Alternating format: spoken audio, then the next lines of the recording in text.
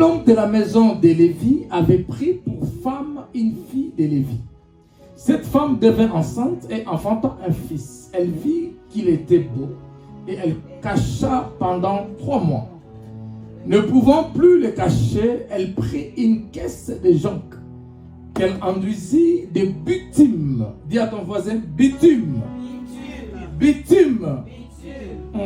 Elle y mit l'enfant et le déposant parmi les eaux sur le bord du fleuve. Alors aujourd'hui, avec notre grand thème intitulé la totipotence, qui n'est rien d'autre que la différence entre 2 cellules, comme on l'a dit l'autre fois. Dans le corps humain, il y a 2 groupes de cellules. Il y a les cellules qui ne sont pas totipotentes, c'est-à-dire les cellules qui vivent normalement, et il y a d'autres groupes de cellules qui se reproduisent, se multiplient, transmettent la vie, qui sont différents et d'autres groupes de cellules. Alléluia. Dans la totipotence, on l'a défini comme une différence. La différence qui existe entre le frère d'une même famille et le sœur d'une même famille. Et les collègues d'une même entreprise, d'une même école, c'est ça la distinction en fait.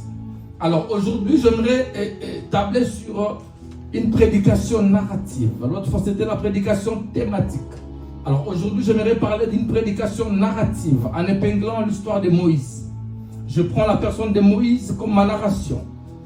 Moïse était une personne totipotente, était un prophète totipotent parmi tant d'autres. Pourquoi? De son bébé, dès son enfance, il était totipotent.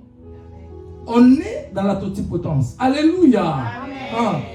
Si je peignerais quelques mots-clés dans ces textes, le premier mot-clé serait plus le bébé Moïse. Le deuxième mot-clé, ce sera la bitume. La bitume, par définition, ce sont du résidu du pétrole. C'est ceux qui ont fait la chimie, ça va. Là, quand on parle de bitume, c'est du résidu du pétrole. Alors, ils ont pris le bébé Moïse, ils l'ont mis dans le berceau, mais dans ce berceau, ils ont placé de la bitume. Ils ont placé de la bitume. La question est de savoir pourquoi est-ce qu'ils l'ont fait. Logiquement, ils ont pris le bébé Moïse, ils l'ont pris dans le berceau, ils ont placé dans la bitume simplement parce que, étant des esclaves, ils maîtrisent le sol plus que le propriétaire. Car ce sont eux qui travaillent dessus. Ce sont eux qui connaissent, qui exploitent. Ce sont eux qui sont exploités. C'est comme ton travailleur à la maison, voilà. Il connaît beaucoup de choses qui se passent à la maison plus que toi, les propriétaires. Parce qu'il touche la cuisine plus que toi. Le genre qu'il prend, c'est plus que toi. Par exemple. Et il maîtrise même ta maison parfois plus que toi. Ah oui, oui. Ouais. Et le roi, lui, assis sur sa chaise royale, ne sait pas des choses qui se passent dans son royaume. Mais les esclaves savent. Il savait très bien que dans cette mer, il existe du pétrole. Alors, si on laisse les bébés aller dans cette mer sans le protéger, les bébés seront morts avec l'odeur. On doit prendre du résidu du pétrole. On prend la bitume, on le place dans le berceau. Ça couvre le berceau afin que ça empêche la propagation de l'odeur. Afin que ça empêche l'enfant de mourir en traversant la mer remplie du pétrole. Et plus loin, la parole de Dieu illustre que à un moment, il y a eu la guerre entre les Israélites et les Égyptiens. Les Israélites sont entrés pour aller faire la guerre à Sinaï. Pour aller faire la guerre à la ville de Sinaï. Or, dans cette ville s'est retrouvée la mer de Sinaï. Et Pharaon s'inquiétait pour se poser des questions en se disant, mais pourquoi nous avons beaucoup de villes et ils ont choisi que cette ville? Simplement parce que les Israélites savent que dans cette mer, il y a le pétrole. Il y avait une très forte guerre. Posez la question aux Égyptiens d'aujourd'hui. Ils vous diront qu'ils ont eu la guerre entre les Israélites et eux, les Égyptiens, à cause de la ville. Et eux, ils ne savaient pas, mais pourquoi on nous fait la guerre? On a libéré les esclaves. On n'a plus leurs problèmes. Chacun est à son coin. Nos militaires étaient décédés.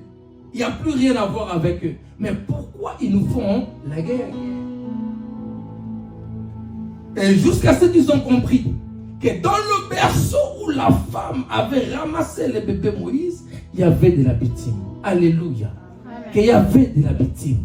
Ils ont fait appel aux géologues. Les géologues sont venus. Les géologues les ont dit, on ne peut pas croire que à vos paroles, à vos propos. On doit diagnostiquer. Le pharaon répondit aux géologues qu'on n'a pas assez de frais à vous payer. Mais la seule chose que nous savons, que dans cette mer, il y a eu le bébé Moïse ici et dans son berceau, il y avait de la bitume. Donc dans cette mer, il y a de la richesse. C'est pour ça que les Israélites nous font la guerre. J'aimerais entrer ce texte dans ta vie pour te dire une chose. Les Égyptiens étaient étonnés de voir les Israélites venir leur faire la guerre. Et ils se posaient des questions. Pourquoi on nous fait la guerre? C'est les questions que tu te poses tous les jours. Pourquoi les problèmes dans ma vie? Pourquoi tu te questionnes trop? Pourquoi moi? Pourquoi pas les autres? Je travaille avec des collègues, ils sont à l'aise. Je vis avec des gens, ils sont épanouis. Mais pourquoi moi? Depuis mon enfance, qu'il y a des problèmes. Dans ma famille, qu'il y a des problèmes. Tu te poses des questions, tu te lamentes. Comme Pharaon s'est lamenté. Pourquoi les Israélites me combattent? C'est à cause de bitume. Dis à ton voisin la bitume. C'est à cause des bitumes. C'est à cause de la richesse que tu possèdes. C'est à cause du pétrole qu'avait cette mer.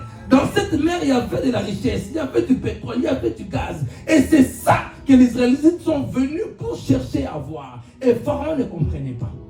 L'ennemi ne peut pas te combattre sans que tu aies la promesse de Dieu.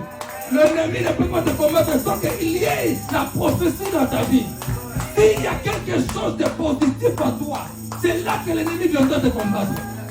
Mais si tu ne vois pas le combat dans ta vie, c'est que tu es vide.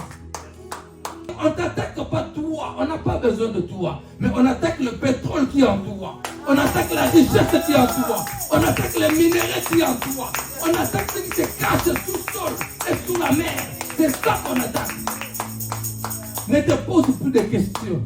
Pourquoi moi? Oui, toi parce que tu as la richesse en toi. Mais pourquoi moi? Oui, toi parce que tu n'es pas comme les autres.